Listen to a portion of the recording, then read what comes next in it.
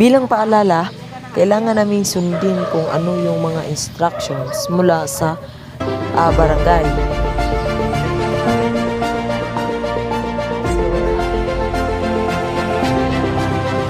At syempre, ang pinakamakapangyarihan naming gabay ay ang Panginoon. Kaya nagdasal kami bago kami maglalakad.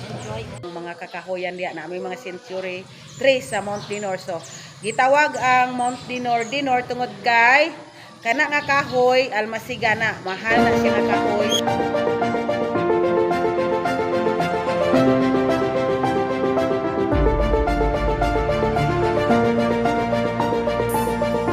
Mga karaan.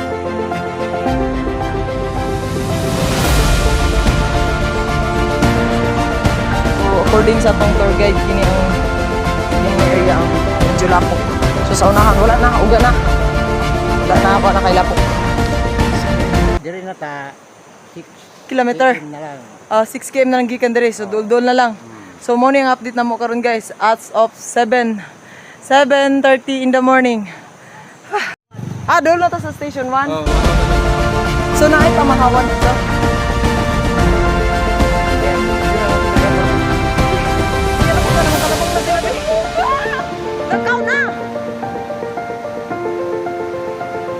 Sila man ang nag-uyog dito.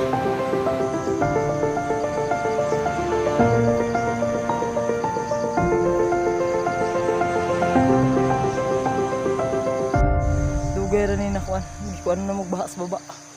Mao man ni ang pinaka the best nga mapugong. Isa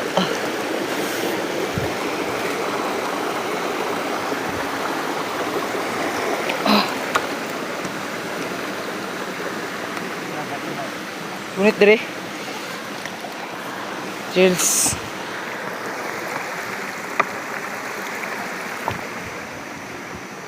Your breath.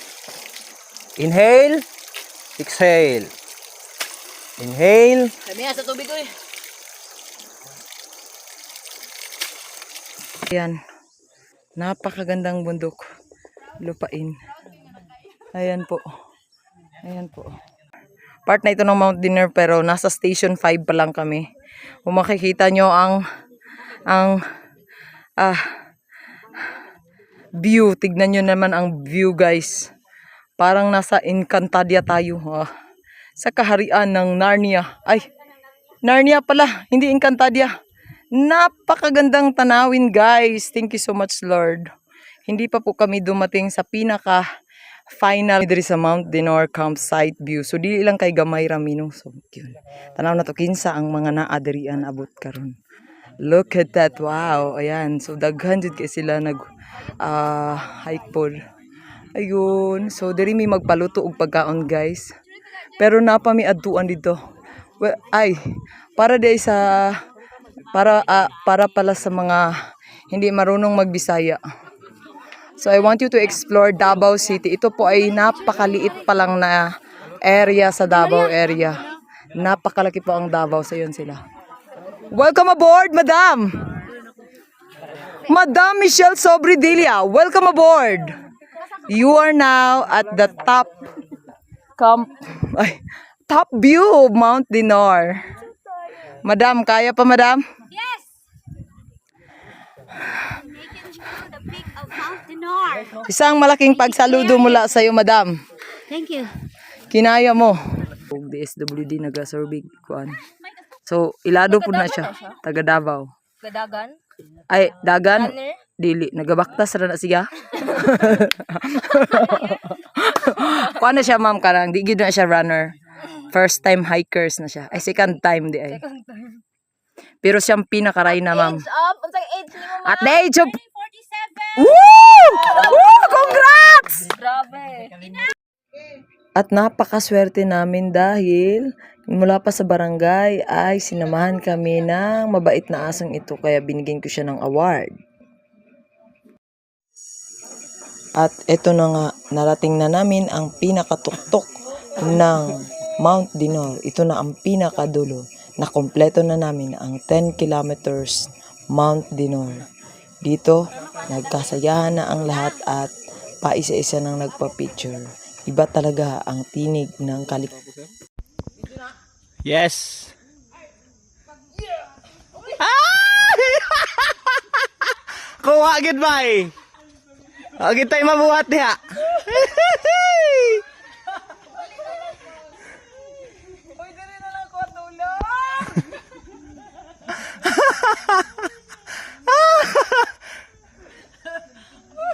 Kagaya kong video na ha. Matay kog ako na slide nga tumamor, di na ko kalakaw. Talandong ugas.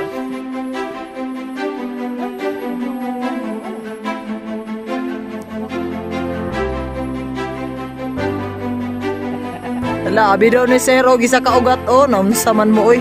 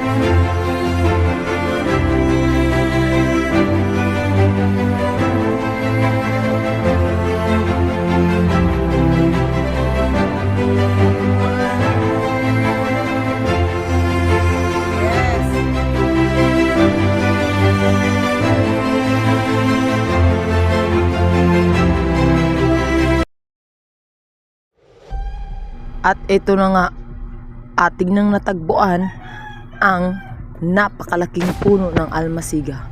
Ito'y isang klase lamang sa uri ng puno na tinatayang umaabot na sa 30 years old dito sa bundok ng Mount Dinor.